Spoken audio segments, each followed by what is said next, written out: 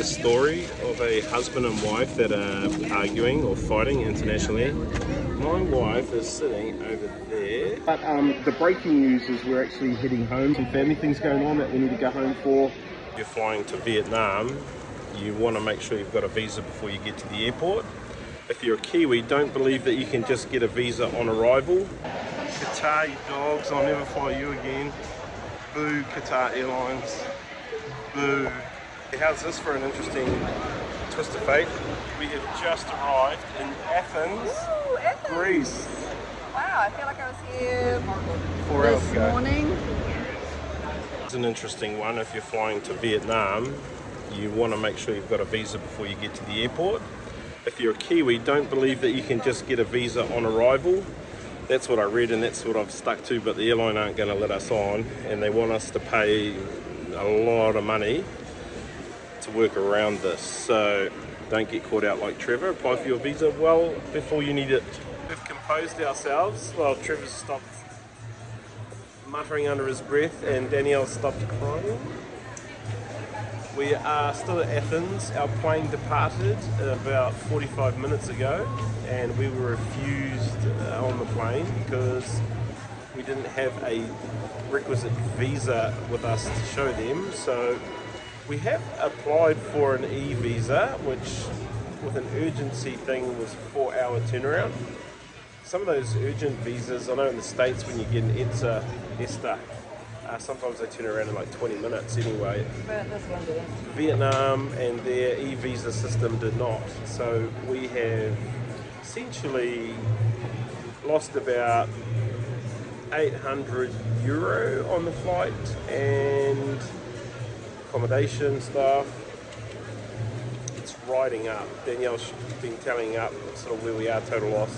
So we've lost about 2,000 New Zealand probably on the flights and stuff already, but we still need to get somewhere. So we've got to get out of Athens for Singapore to connect with our flight there.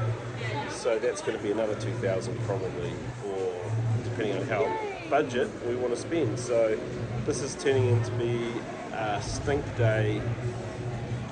The end of a trip can be stink. This is just developing into a really stink day. Okay, so we are staying in a really nice part of Athens right now. It's called Port Raffi, and our Airbnb here was just available, and we needed to get somewhere away from the airport so we could just plan our day. So we buggered up Vietnam, and we're probably going to have to skip it all together because the visas that we applied for have not come through. And so Singapore it is. We'll book that. So we're going to fly direct to Singapore tomorrow night via Abu Dhabi. I guess that's not direct, is it?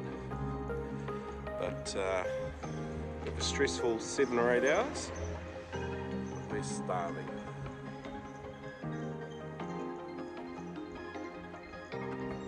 Well, yesterday was a crappy day. Today's looking a lot better. And here's the interesting thing with travel. The sun will come up tomorrow. And the sun has come up here in Athens this morning. This is our last morning, so we thought we'd go for a walk down to the beach, have a stretch before we plant ourselves in aeroplanes for 14 hours. Today's plan is, airline willing and visas permitting, that we fly to Singapore via Abu Dhabi. So we've ditched Etihad. Have to say, Etihad, I'm going to rubbish you guys till the end of my days. And so I don't know who we. Oh no, Qatar. So I just want to say, Qatar Airlines, I'm going to rubbish you till the end of my days. And they're probably fine. Danielle says, such a sweet soul, isn't she? You rubbish Qatar. Better give me a refund. And off we go on Etihad. We're about a 5-minute walk from where we're staying. What a beautiful day here in Greece, in Athens, in Port Raffi. What a pretty spot. I could stay here for a month if I wasn't flying out at 2:30. This is the crazy thing, we're in a really nice area. This is a beautiful beach and harbour area. And it's kind of touristy, you can get that vibe for sure. But there's no footpaths or anything, and there's like zero development. She's rugged as, you just walk on the road or these ugly paths. Okay, when we arrived last night, we had no energy for anything, but we stumbled down here and found the best bakery for sweets and stuff, and the best burger place just next door too. So breakfast in here, I reckon. The last time we pack and leave an Airbnb and head to an airport. Waiting on our last Uber, waiting on our last flight. 14 hours of agony awaits, and goodbye Northern Hemisphere. Qatar, you dogs, I'll never fly you again. Boo, Qatar Airlines. Boo. Just being back at the airport means one thing and one thing only. Lines. And I am looking at some lines. Got a pretty stink line here, but here's the crazy thing. Just next to us is the check-in if you haven't checked in online. There's 2 people in that, there's about 50 in the online. I'm sure I understand the logic. Okay, we are checked in, ready to roll. Immigration, passports, here we go. Let's go. Kia ora, GAPIT50 whānau. So today we leave our 23rd country in almost 4 months, and we have a flight in about half an hour out of Athens, Greece. And we are heading to country number 24, but the breaking news is we're actually heading home. We're taking a gap from the GAPIT50 gap, and so we are gapping the GAPIT. That sounds kind of weird, but it's time for us to head home. We've got some family things going on that we need to go home for. We love travel, but we love family more than travel. So we're going home for a bit. We've got heaps more content to come out, but you haven't seen half of what we've captured. So we'll be pushing out more stuff even when we get home. And we're heading to cold weather, Southern Hemisphere, Aotearoa, New Zealand, here we come. So stay tuned, we're hoping to get back out there very soon. Bye. Our interesting observation, because we've been up in Europe so long now, we are so used to 3-hour, 2-hour, 1-hour flights. So we've got, actually the plane's so tiny you can't hardly see it. It's our little plane there. This is a 4.5-hour flight, maybe 5, and then we get on to a 7.5, 8-hour. So we're kind of dreading it. We haven't had to do any of these sort of longer haul flights for a little while. Rats. This is the story of a husband and wife that are arguing or fighting internationally. My wife is sitting over there because she didn't want to sit next to me. Look at that. I spent 4 months with her, taking her to all of the best places in the world. Wine, dine, she hasn't cooked, hasn't cleaned, hasn't done dishes, you know. I mean, trip of a lifetime. And just because we're heading home now, she goes and sits over there and abandons me.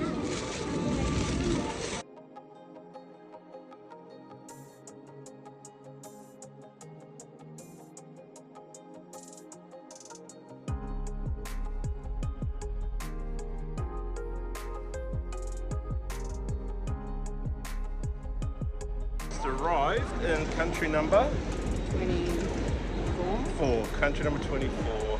United Arab Emirates. Very nice. This is a brand new airport here in Abu Dhabi. Abu Dhabi. We've been here before to Abu Dhabi. It's a cool place to visit. We recommend doing a 3-day stopover, but because we've already seen it, we're just transiting today, so we're going to stay in the airport, but our feet have touched United Arab Emirates soil, so this is for GAPIT50, country number 24. Let's go check out this airport. Yeah, and then we've got a painful 8-hour flight coming up to Singapore. Eek. Very snazzy airport. As far as staying in an airport goes, if you can't find some perfume to make you smell nice for the next leg of your journey, something's wrong. So here's our little hack for getting a whole row to yourself. We booked a middle seat each. It's a pretty empty flight, so we thought we'd be safe. Because it's empty. This plane is 333 configuration, And so we plonked ourselves in the middle of a 3 on 2 rows.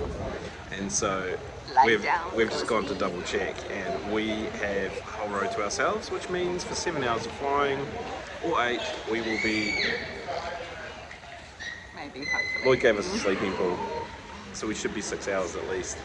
Landed in Changi Airport, Singapore, which is sort of back to the future. And this is where part of where the journey all began 4 months ago. What I'd say about a flight like that from Abu Dhabi to Singapore is a 7-hour long haul is actually more trouble than it's worth. And the simple reason is it's too short to really get to sleep and knock yourself out with sleeping pills, but it's too long not to have a sleep. So you're stuck in this limbo space. We both had the 3 seats to ourselves, which sounds great until you have to lie down and try and make it comfortable. So it wasn't ideal. It wasn't ideal, but it wasn't as bad as it could have been either. Could have been a lot worse.